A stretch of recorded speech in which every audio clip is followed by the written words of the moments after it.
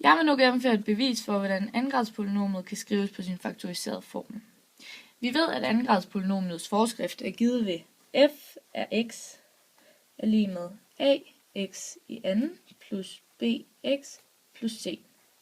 Og den vil vi altså gerne bevise, at der er det samme som a gange med x minus x1 gange med x minus x2.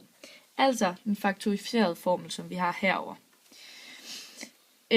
X1, den sætter vi til at være lige med minus b gange med, plus kvadratroden af d, divideret med 2a, fordi det er altså et af vores nulpunkter. Og det her er jo som bekendt af halvdelen af vores nulpunktsformel. Og x2, den sætter vi så til at være lige med minus b minus kvadratroden af d, divideret med 2a. For at vi kan gennemføre det her bevis, der bliver vi nødt til at benytte os af nogle hjælpelinjer. Den første hjælpelinje, den hedder x1 plus x2. Og da vi netop har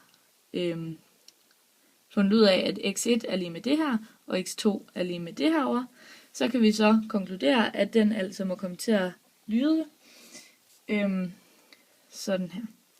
Minus b plus kvadratroden af d, divideret med 2a, plus minus b minus kvadratroden af d, divideret med 2a. Det her, det regner vi så videre på. Minus b plus minus b, det bliver til minus 2b. Plus kvadratroden af d, minus kvadratroden af d, det går ud med hinanden. Og under stregen, der får vi stadigvæk 2a, fordi de allerede er ens. Og det her, det kan vi så regne videre på, hvor at 2 og 2 går ud ved hinanden. Så tilbage har vi minus b divideret med a. Og det vil altså sige, at x1 plus x2, det er lige med minus b divideret med a. Den anden hjælpelinje, vi får brug for, det er x1 gange med x2. Og igen, så sætter vi vores førfundne formler ind. Minus b plus kvadratroden af d, divideret med 2a, gange med minus b minus kvadratroden af d, divideret med 2a. Og det regner vi så videre på. Minus b gange minus b. Minus og minus, det går ud med hende, eller det bliver til plus. Så vi får, og b, det bliver til b i anden. Minus b gange minus d, det bliver som bekendt til plus. Så altså får vi plus b gange med kvadratroden af d. Kvadratroden af d gange minus b, det er plus og minus, det bliver til minus b gange kvadratroden af d. Kvadratroden af d gange kvadratroden af d, det bliver til kvadratroden af d i anden, men kvadratroden og det, der er opløftet i anden, det udligner hinanden. Og plus og minus, det bliver til minus, så altså minus d. Under linjen, der får vi så nu 2a gange med 2a. Sådan der. Og det skriver vi så videre på. b anden, det kan vi endnu ikke gøre noget ved. Så det hedder b anden plus plus b gange d, det kan gå ud med minus b gange d. Så de er altså fjernet. Og så har vi tilbage over linjen b anden minus d. Under linjen, der får vi så 2 gange 2, det er 4. A gange a, det er a i anden. Nu har vi så d i vores formel. Og vi ved, at d, det er diskriminanten. Og diskriminantformen, den ved vi, der lyder b i anden minus 4ac. Så det kan vi nu sætte ind på d's plads. Altså vil den komme til at lyde b anden minus b i anden minus 4ac divideret med 4. A i anden, det er det samme som AA, så det kan vi i stedet for skrive nedenunder. Når vi så regner videre på det her, b i anden minus b i anden, det går ud med hinanden. Og når det er en minusparentes, vi har, så skal vi huske, at inde i parentesen, der bliver der skiftet fortegn. Så det vil altså nu komme til at hedde 4ac divideret med 4aa.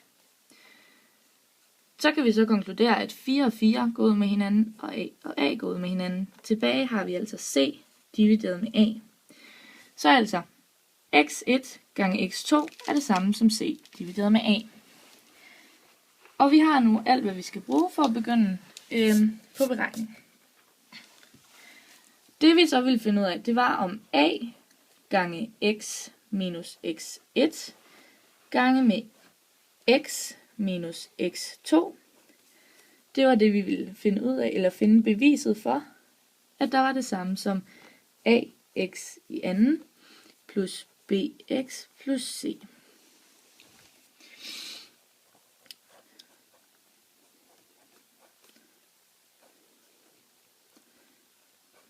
Og jeg ganger derfor ind i parenteserne nu.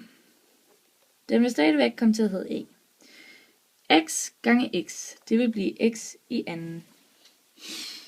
Og x gange minus x2, plus og minus, det bliver til minus. Så vi får altså en, der hedder minus x gange med x2. Så tager vi minus x1 og ganger med x, og igen får vi minus x gange med x1. Så tager vi minus x1 og ganger med minus x2, og minus bliver til plus. Så altså får vi x1 plus x2. Sådan der. Det regner vi så videre på, og stadig vil den hedde a gange med x i anden, for det regner vi ikke, eller det laver vi ikke om på endnu. Det her stykke, vi har her, det kan vi lave om til, at der er det samme som minus x, parentes, x i anden, eller x2, plus x1. Og det sidste stykke, vi har, der hedder x1 plus x2, det rører vi endnu ikke ved.